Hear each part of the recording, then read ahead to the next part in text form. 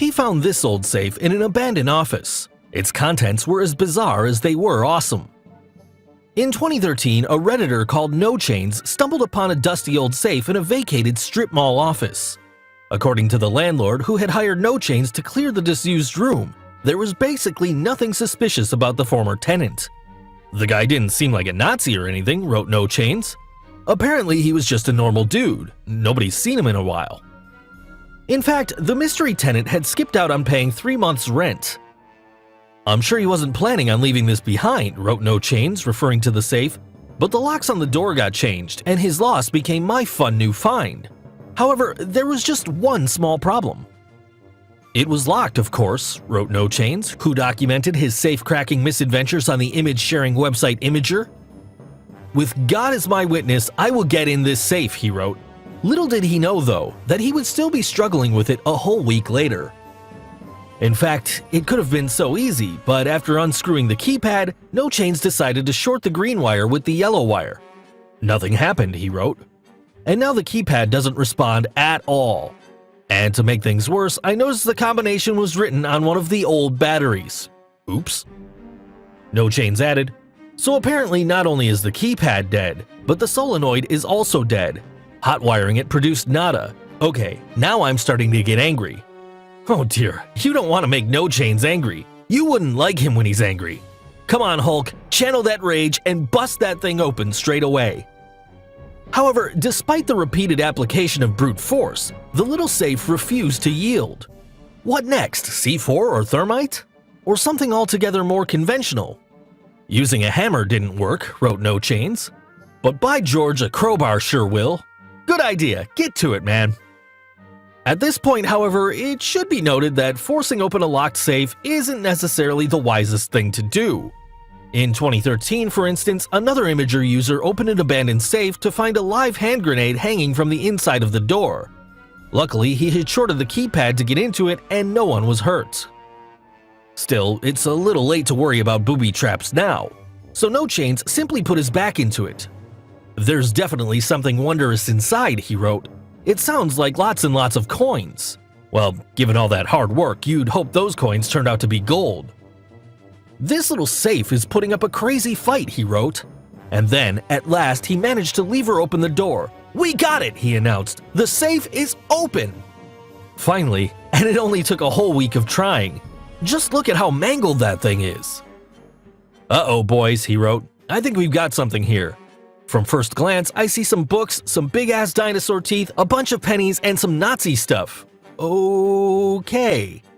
It certainly sounded like quite the haul. Let's take a closer look. I definitely did not see that coming, wrote No Chains. Hidden in the safe was a stash of Nazi memorabilia, which, if genuine, might have had historical and monetary value. However, the misspelled name Adolf Hitler on one of the items did not bode well in terms of authenticity, and according to Redditor Superplaner, most of the items appeared to be fake. Not to worry though, the big-ass dinosaur teeth seemed to be genuine. In fact, according to the hive mind of Reddit, they come from a prehistoric megalodon shark, and, depending on their condition, they might fetch up to $100 each. The Virtual Boy game cartridge was also a historical oddity and was used in a now obsolete Nintendo game system which was released in the 1990s. The intriguing tin of mushrooms might have just been a stash can in surprise, but one commenter on Imager had a much better explanation. Simple, wrote the aptly named Total Smartass. The can is there for added space. When all the other items were in the safe, there wasn't much room for anything else. On a more sinister note, this ugly metal plate may have once been worn by a slave for the purposes of identification. It reads, Redbone Lane, Jigaboo Slave, Taylor's Farm, Columbia, South Carolina, 1845.